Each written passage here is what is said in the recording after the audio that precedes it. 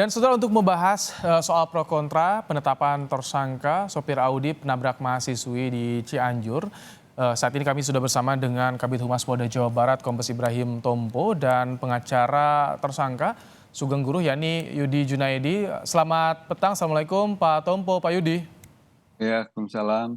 Selamat sore Mas, Assalamualaikum warahmatullahi wabarakatuh. Waalaikumsalam. Baik, Pak Tompo, kami ingin konfirmasi. Jadi polisi ada ya rekaman CCTV-nya soal iring-iringan sebelum dan juga pasca kecelakaan terjadi, Pak Tompo? Ya, jadi CCTV yang kita ambil ada di beberapa tempat. Memang itu menunjukkan bagaimana posisi dari rombongan tersebut dan juga posisi dari kendaraan Audi tersebut. Dari CCTV tersebut memang terlihat bahwa kendaraan rombongan polisi itu berada di depan, kemudian mobil Audi tersebut berada di belakang dan juga mempunyai jarak dari rombongan tersebut. Karena saya juga memiliki keterangan dari saksi, katanya kecelakaan terjadi justru sebelum Audi melewat, seperti itu Pak Tompo, atau bagaimana sebetulnya yang dikumpulkan oleh polisi? Iya, jadi memang ini juga termasuk menimbulkan beberapa polemik ya. Sebelum kita mengungkap perkaranya lebih jelas, di mana beberapa asumsi dan juga beberapa penyampaian-penyampaian terkait dengan situasi tabrakan dan juga siapa yang menabrak atau kendaraan yang diduga menabrak, banyak. Ada yang mengatakan Kijang, ada yang mengatakan rombongan polisi, sampai terakhirnya dirilis oleh Kapolres bahwa memang kendaraan yang dipastikan itu merupakan kendaraan Audi yang diduga awalnya. Baik. Nah, namun dari penyidikan yang dilaksanakan oleh Satlantas Polres Cianjur, kemudian kita melakukan pengecekan ulang kembali yang dipimpin oleh Dirlantas langsung ke lapangan, di mana memang akhirnya kita melakukan pemeriksaan bukan saja terhadap kendaraan Audi ini, tetapi seluruh kendaraan termasuk kendaraan rombongan polisi yang ada saat itu semua diperiksa. Sehingga kita bisa mendapatkan data-data yang lebih akurat. Akhirnya dari pemeriksaan semua kendaraan yang dicurigai memang terlibat dalam kecelakaan tersebut, akhirnya bisa disimpulkan terhadap kecelakaan yang ditimbulkan ini merujuk kepada Audi tersebut. Didasarkan dengan hasil pemeriksaan berdasarkan olah TKP, kemudian kita menggunakan juga scientific investigation dengan Inavis dan juga TAA. Beberapa materi-materi terkait dengan bukti-bukti juga sebentar kita akan sampaikan bahwa memang ini Baik. merujuk kepada Audi tersebut sehingga tidak ada pengingkaran lagi dalam hal ini. Tidak ada pengingkaran penetapan tersangka ini, Pak Yudi ini yang sempat mempertanyakan. Pak Yudi, tanggapan Anda seperti apa? Pertama bahwa saya ingin menggarisbawahi bahwa kami BEM Unsur keluarga juga melakukan investigasi masyarakat mungkin berbeda dengan yang dilakukan oleh bapak-bapak kepolisian. Tadinya kita juga punya saksi, ada sekitar 4 orang saksi, juga punya CCTV sekitar 6 CCTV, karena CCTV yang lainnya juga tidak punya akses ke sana. Jadi tidak benar kalau kita melakukan opini-opini gitu. Opini yang akan menyesatkan sebuah proses hukum. Itu tidaklah. Kami semua keluarga yang cinta sama Bayangkara gitu. Jadi tidak ada niat kita untuk ke sana gitu. Dan informasi yang kita dapat, warga itu sudah kita sampaikan juga, tunjukkan juga ke beberapa unit kepolisian, ada dari Polda Jabar juga. Kemudian di Cianjur itu kita perlihatkan termasuk sama Pak Kapolres. Dan termasuk CCTV itu, Pak Yudi, CCTV dan juga keterangan saksi itu disampaikan juga atau bagaimana dari Iya, saya keluarga? sampaikan juga ke Pak Kapolres, kepada Pamintal dari Polda. Silahkan dicek sama Pak Ibrahim. Kita sampaikan, Pak, apakah itu valid atau tidak, ya itu kan bapak-bapak polisi yang lebih paham lah soal gitu. Nah, kemudian tapi kan nggak pernah ditindaklanjuti. Kami tadinya pengen di cross check lah, kita bareng-bareng mana yang memang membantu kepolisian, penyidikan, atau mana yang tidak gitu. Nah, posisi kesimpulan kami bahwa yang menabrak itu bukan Audi. Baik. Ini bukan kesimpulan mutlak ya.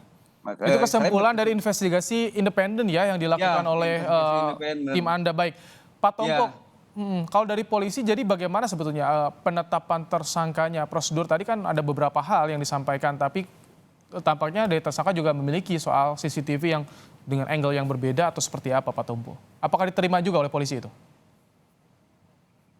Ya, jadi terkait dengan penetapan tersangka, otomatis ini sesuai dengan hasil prosedur penyidikan yang kita laksanakan ya. Kita juga menetapkan seseorang untuk menjadi tersangka tidak bersifat subjektif, tetapi berdasarkan norma hukum dan prosedur yang ada. Kalau misalnya terkait dengan kasus ini, kita telah mendapatkan beberapa keterangan-keterangan terkait di mana memang kita sudah memeriksa 9 saksi.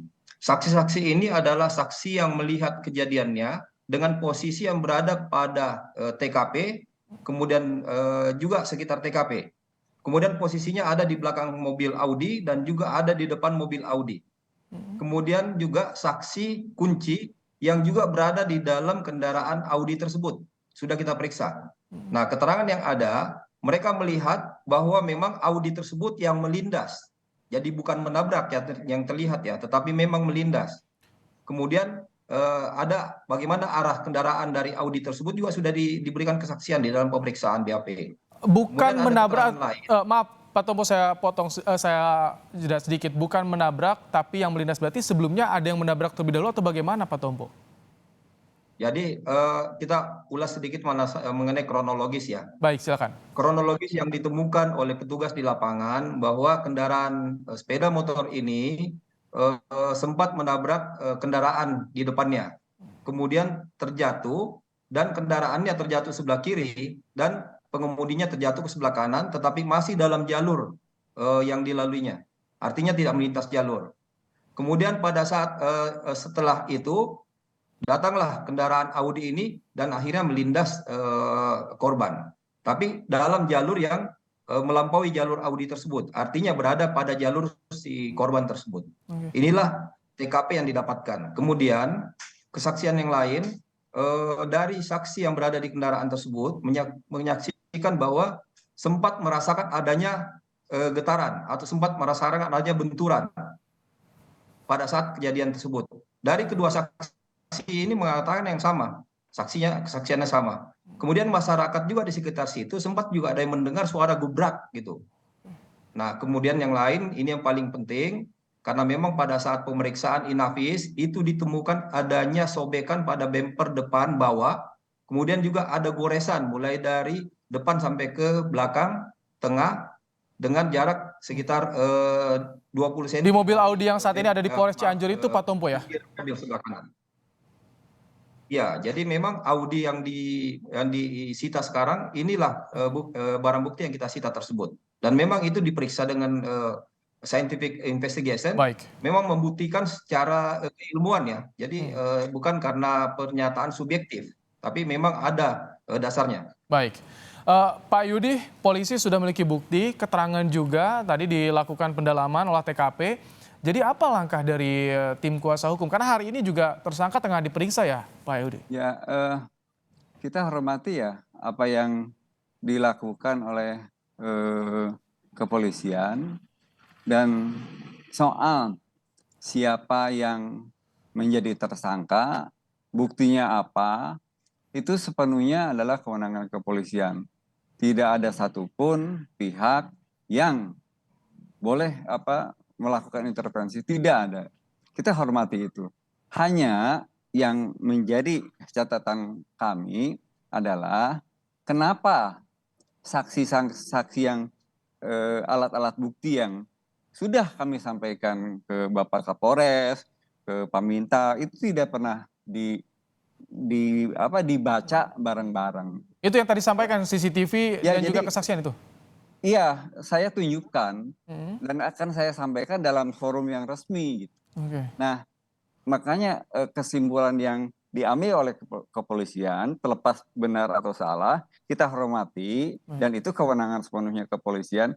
Tetapi menurut saya dengan sangat hormat, kesimpulan itu diambil dengan data-data yang tidak sempurna, data-data yang tidak lengkap. Baik, kita tanyakan Banyak- ya Pak Yudi ke Pak Tompo, apakah nanti bisa memungkinkan untuk dicek lagi bukti-bukti yang ditemukan oleh tim kuasa hukum tersangka ini, Pak Tompo? Ya, penyidikan ini bersifat terbuka dan transparan ya. Mungkin ini Pak Yudi juga bisa memahami kondisi ini. Jadi memang apabila Pak Yudi mempunyai beberapa masukan-masukan untuk mendukung penyidikan, itu akan sangat support dan kita akan sangat terbuka untuk menerima masukan-masukan tersebut. Namun memang kualitasnya jelas itu sebagai petunjuk. Nah, namun juga perlu digarisbawahi apabila informasi yang diberikan yang bisa kita jadikan petunjuk tersebut menyesatkan penyidikan, ini kan bahaya ini, berlawanan. Akhirnya kita tidak bekerja secara objektif, malah bersifat subjektif. Jadi ini yang kita rawankan. Masukan-masukan yang kita terima juga kita akan welcome. Oke, Gitu. baik. Jadi Pak Yudi, silahkan apabila ada yang mau diberikan untuk mendukung, mensupport penyidikan, untuk membuka proses kasus ini sejelas-jelasnya, itu akan kami apresiasi. Tetapi catatannya yang tadi, jangan memberikan informasi-informasi yang menyesatkan penyidik. Gitu. Baik, Pak Yudi, bisa dipastikan bukti yang sudah dikantongi itu petunjuk objektif, Pak Yudi? Saya pikir secara yuridis normatif, sesuai dengan sistem peradilan pidana kita, bahwa data-data itu kewenangan kepolisian. Data-data yang kita sampaikan itu kan data dari warga masyarakat. Tetapi keinginan kami dan keinginan keluarga, janjinya waktu itu, waktu kejadian itu kan 3 hari katanya tunggu, belum bergerak waktu itu kepolisian. Nah, kita itu disamakan lah, mana ini yang dipilah-pilah. Silakan dipilah oleh kepolisian. Misalnya satu lah, misalnya supir angkot itu. Supir angkot itu hingga saat ini tidak dijadikan saksi. Padahal supir angkot itu yang paling supir angkot yang ditabrak oleh korban itu ya? Bukan ditabrak, jadi gini, mau ditabrak, jadi si korbannya jatuh gitu, karena supir angkot mungkin ngedadak ngerem atau itu nggak pernah Kemudian yang terakhir, saksi kunci dari pihak kami sebetulnya adalah ibu yang 2 penumpang itu. 2 penumpang itu statementnya sudah disampaikan di ranah publik. Baik. Bahwa tidak menabrak, kemudian dipanggil malamnya, didatang ke polisi, berubah-ubah, saya nggak tahu. Baik. Kenapa hanya 2 jam berubah gitu. Setelah dia jumpa pers, diperiksa oleh kepolisian berubah. Itu wallahu alam, saya nggak tahu itu apa sebabnya. Saat ini proses hukum tengah berjalan, tersangka juga masih diperiksa. Pak Tompo, terakhir, jadi singkat saja, polisi tetap terbuka termasuk soal tadi saksi yang diminta bisa juga dihadirkan, Pak Tompo ya?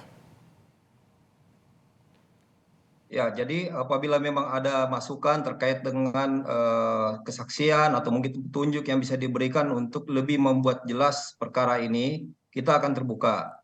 Namun untuk sampai saat ini dengan beberapa keterangan, kemudian beberapa kesaksian, kemudian berdasarkan olah TKP, kemudian menggunakan scientific investigation dengan TAA dan Inafis, itu sudah cukup untuk menetapkan tersangka terhadap saudara Sugeng ini. Baik, terima kasih Kombes Ibrahim Tompo, Kabid Humas Polda Jawa Barat, dan juga Pak Yudi Junaidi, kuasa hukum tersangka sopir Audi penabrak mahasiswi di Cianjur. Terima kasih telah meluangkan waktu dalam program Kompas Petang sore hari ini. Sehat selalu Bapak-Bapak.